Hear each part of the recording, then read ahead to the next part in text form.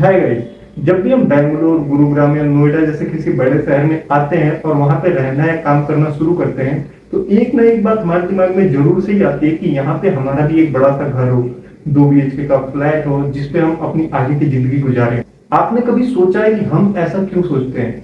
क्योंकि हमें लगता है कि बेहतर जिंदगी केवल ऐसे बड़े शहरों में रह के ही गुजारी जा सकती है।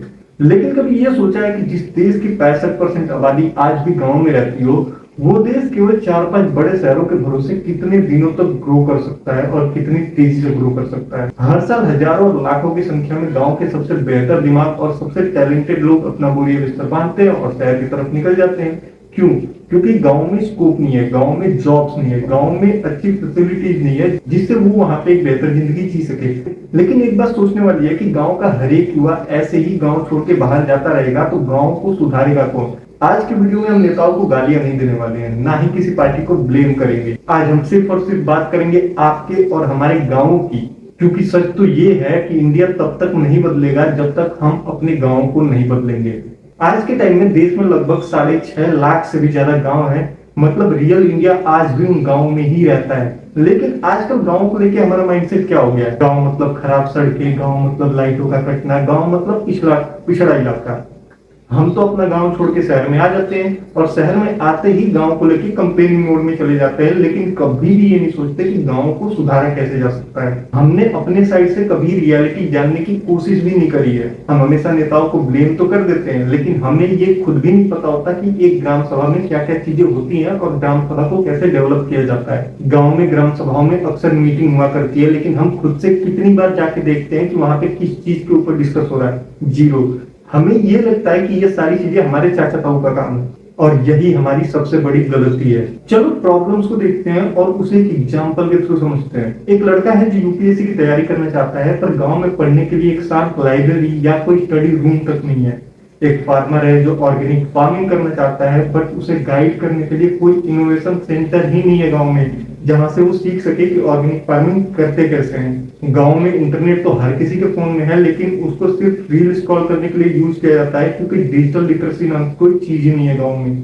जो लड़का गांव का सबसे बड़ा डॉक्टर, इंजीनियर या इनोवेटर बन सकता था, आज वो शहर की किसी छोटी या बड़ी कंपनी में बैठ के नौकरी कर रहा है। उसके सारे सपने खत्म हो जाते हैं और पीछे गांव में रह जाता है उसका पूरा परिवार और उनके लिए वो टूटा फूटा इंफ्रास्ट्रक्चर। मतलब फिर अब उसका परिवार या उसके भाई बहन उन सारी चीजों से गुजरेंगे और अभी जिस हालात में वो है शहरों में, उसी हालात में वो आके बैठ जाएंगे।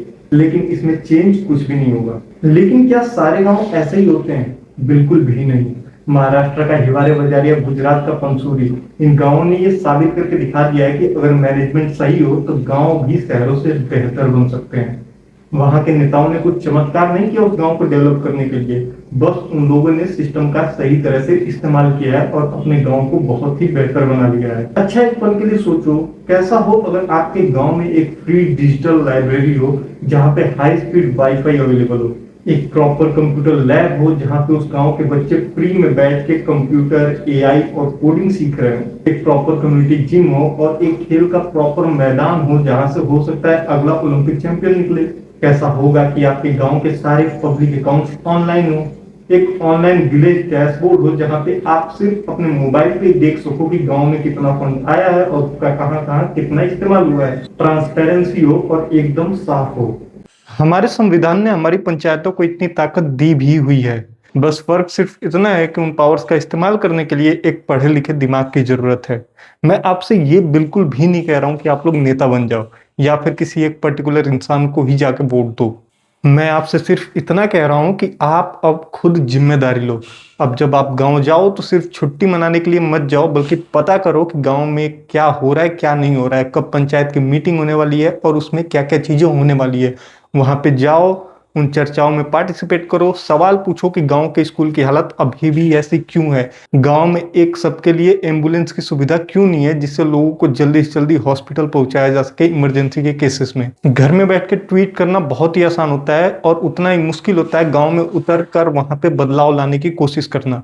सोचो, हर गांव में बस एक एक पढ़ा लिखा युवक खड़ा हो जाए तो 6 लाख से भी ज्यादा गांवों का नक्शा बदल सकता है इस देश में। अब फैसला पूरी तरह से आपके हाथ में है कि घर में बैठ के शिकायत करनी है या फिर सच में मिट्टी में उतरकर अपने गांव की हकीकत को पूरी तरह से बदल देना है, क्योंकि इंडिया तभी बदलेगा जब हमारे गांव बदलेंगे और सुधरेंगे। अगर वीडियो पसंद आया तो इस वीडियो को लाइक करना और चैनल को सब्सक्राइब कर दो। और ऐसे ही किसी भी टॉपिक पे आपको वीडियो चाहिए, इससे भी ज्यादा डिटेल्ड वीडियो चाहिए, तो कमेंट बॉक्स में इस टॉपिक का नाम लिख देना।